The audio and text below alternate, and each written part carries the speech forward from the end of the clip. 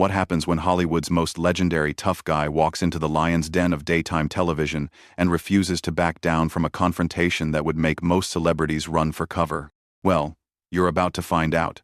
Because what unfolded between Clint Eastwood and Joy Behar on The View wasn't just television. It was a verbal showdown that exposed everything wrong with modern media. If you want to see how this explosive encounter completely derailed, make sure you hit that subscribe button and drop a comment telling me which side you're on. Because trust me, you're going to have strong feelings about this one. The show opened with typical pleasantries as Clint Eastwood settled into the guest chair. The other hosts seemed genuinely excited to have him there. "Mr. Eastwood, it's such an honor to have you here," Whoopi said warmly. "Your new film is getting incredible reviews." "Thank you," Eastwood replied with his characteristic understated charm. "It's been a project I've wanted to tackle for years." Sarah Haynes jumped in eagerly. "What drew you to this particular story?" "Well, it's about redemption, really," Eastwood explained. "About how people can change, even when others have written them off. I think that's a universal theme that resonates with audiences." The conversation flowed naturally for several minutes, with thoughtful questions about his directorial process and decades in Hollywood. But Joy sat quietly, clearly waiting for her moment. Finally, she leaned forward with that calculated smile. "Clint. Can I call you Clint?" "Sure. You've been in this business for what, 60 years? That's a long time. Things have changed a lot, haven't they?" Eastwood nodded slowly. "They have. Technology, distribution methods, the way films are made. But good storytelling is still good storytelling. But maybe some of the old ways of thinking don't work anymore," Joy pressed. "I mean, audiences today want different things. They're more, shall we say, enlightened than they used to be." You could see Eastwood's expression shift slightly. "Enlightened? How?" "Well, more socially conscious. More aware of representation, diversity, inclusion. Things that maybe weren't priorities back in your day." "Back in my day?" Eastwood repeated, his voice carrying a slight edge now. Joy pressed on, seemingly oblivious to the warning signs. "I'm just saying, some of those old Western values, that rugged individualism thing, it might seem a little outdated to younger viewers." "Outdated," Eastwood said flatly. "Not outdated, maybe just less relevant? I mean, we live in a more collaborative world now. People understand that the lone wolf mentality isn't really sustainable." Eastwood leaned back in his chair, fixing Joy with that famous stare. "So you're saying my films promote outdated values?" "I'm saying maybe it's time to evolve, to embrace more progressive themes. Your movies have always been very, how do I put this, male-centric, very traditional gender roles." The other hosts were starting to look uncomfortable. Whoopi tried to interject. "Joy, I think what Clint's work shows is," but Joy cut her off. "No. I think this is important to discuss. We have young people watching who need to see themselves represented. Not just the same old cowboys and cops and vigilantes." Eastwood's jaw tightened visibly. "So now I'm promoting vigilantism? Well, Dirty Harry wasn't exactly a poster boy for police reform, was he?" Joy said with a laugh that no one else joined. "I mean, that whole make my day mentality? It's kind of problematic when you think about it." "Problematic," Eastwood repeated slowly. "Right. It glorifies violence as a solution to problems. It suggests that one person can just decide what's right and what's wrong and act accordingly. That's not how society works anymore." Sarah tried to jump in. "But Joy, these are fictional characters." "Are they, though?"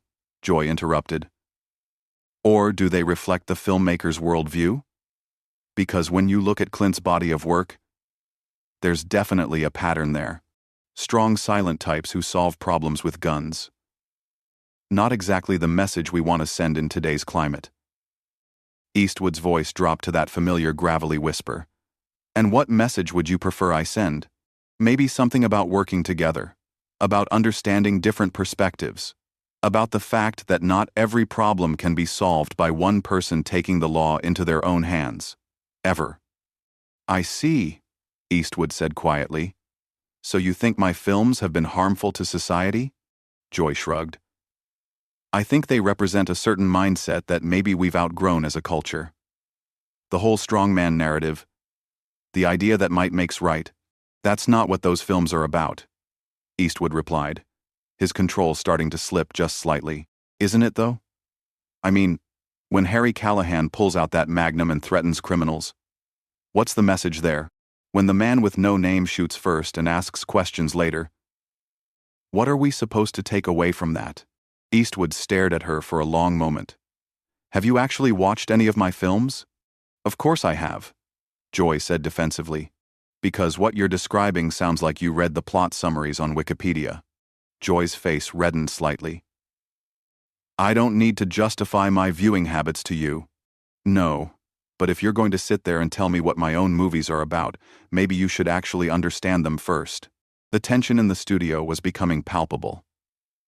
The other hosts were exchanging worried glances, and you could see the producers frantically gesturing from behind the cameras. I understand them perfectly, Joy shot back.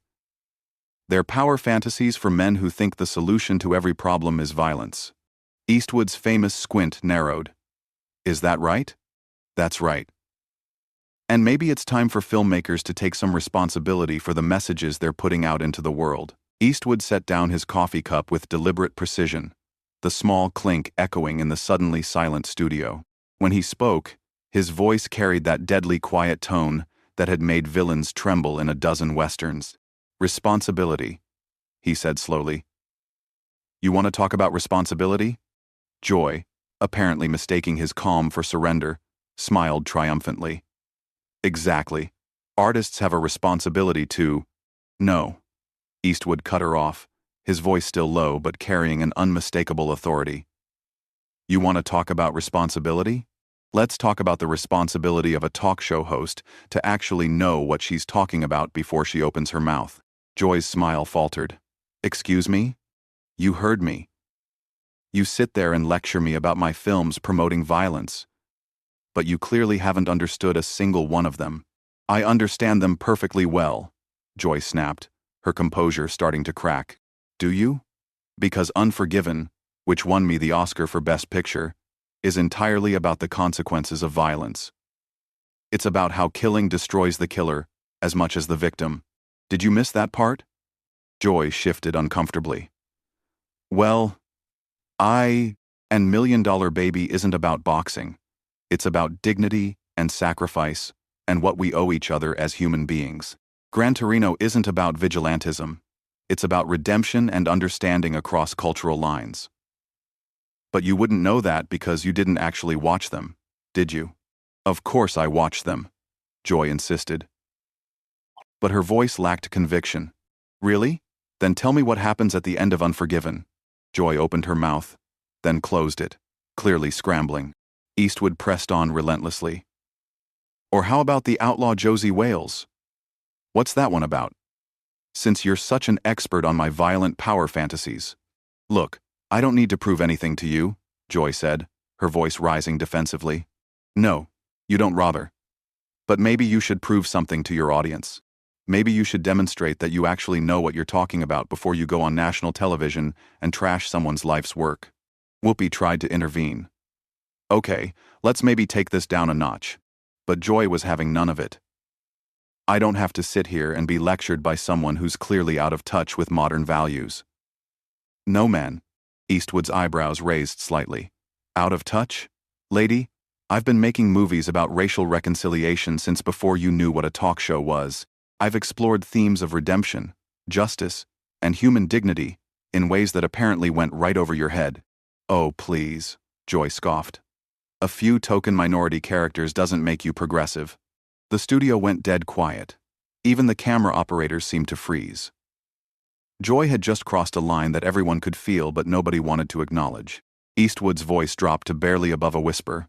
Token characters? I'm just saying, throwing in a few diverse faces doesn't automatically make your movies enlightened. Bird, Eastwood said quietly. What? Bird. My film about Charlie Parker. Entirely about a black jazz musician and his struggle with art, addiction, and society. I spent 3 years researching his life, talking to people who knew him, making sure I got it right. Was that tokenism? Joy fumbled for words. Well, that's different. Is it? What about my portrayal of Morgan Freeman in Unforgiven? Or Danny Glover? In any of the films we made together? Were those token roles too? You're twisting my words, Joy said desperately. No, I'm using your words. You said token characters. You implied I don't understand modern values. You suggested my films promote violence and outdated thinking, all without apparently having actually watched them or understood them. Sarah Haynes looked like she wanted to crawl under the table. No, Eastwood said firmly, his gaze never leaving Joy. I think we should finish this conversation. Because this is what's wrong with discourse today. People like you who think having an opinion is the same thing as having knowledge. Joy's face was flushed red now. People like me? People who talk without thinking. People who judge without understanding. People who think being loud makes them right. How dare you? Joy sputtered. How dare I what? Tell the truth? Point out that you're criticizing films you clearly haven't watched? Or haven't understood if you did watch them?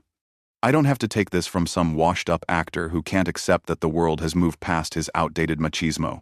The words hung in the air like a challenge thrown down in the middle of Main Street. Every person in that studio knew Joy had just made a catastrophic mistake. Eastwood smiled, but it wasn't a pleasant expression.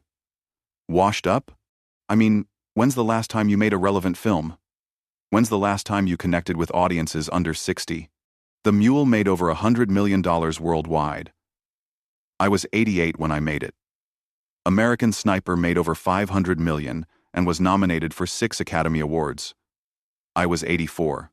But you're right. Clearly I've lost my touch. Joy was sinking fast and she knew it. Box office doesn't equal relevance, doesn't it? Then what does? Your approval? The approval of people who don't actually watch the films they criticize? I'm trying to have an intelligent conversation about— No, Eastwood interrupted, his famous intensity now fully focused on her. You're trying to score cheap political points by attacking someone you think can't fight back. You came in here with an agenda, and you figured the old cowboy would just sit there and take it. That's not what I'm doing, Joy protested weakly. Isn't it? You started this conversation by telling me my values are outdated. You suggested I step aside for fresher voices. You called my characters problematic, without understanding what they represent. You dismissed my entire body of work as violent power fantasies, and when I called you on it, you called me washed up. The other hosts were staring at Joy in horror, realizing she had walked into a gunfight with a water pistol. Well, maybe if you weren't so defensive, Joy tried lamely.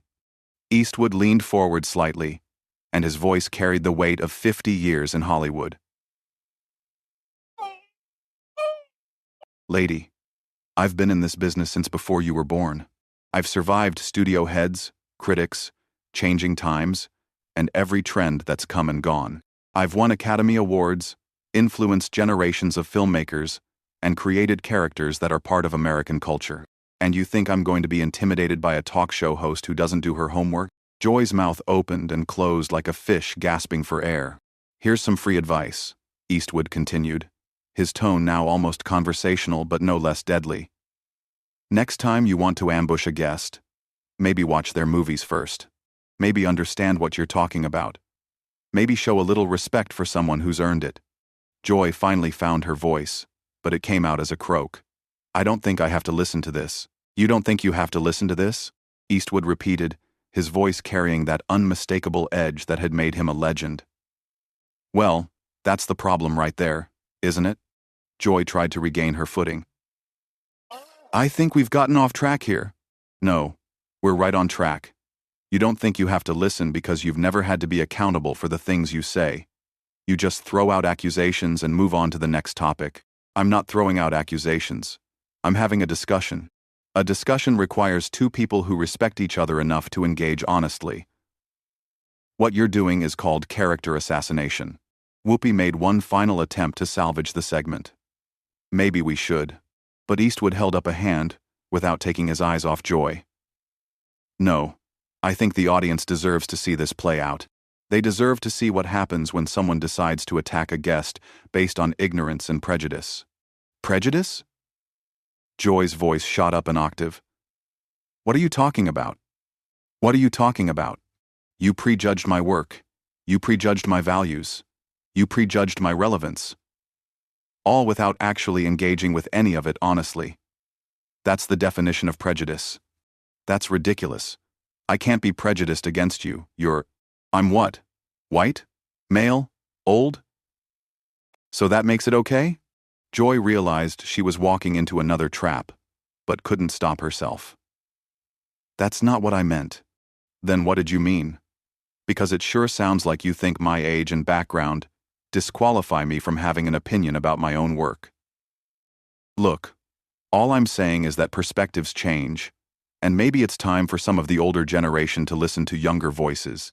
I've been listening to younger voices my entire career. I've worked with directors who were decades younger than me. I've adapted stories by writers from different generations and backgrounds. But that's not what you want, is it? Joy looked confused. What do you mean? You don't want dialogue. You don't want exchange of ideas. You want submission.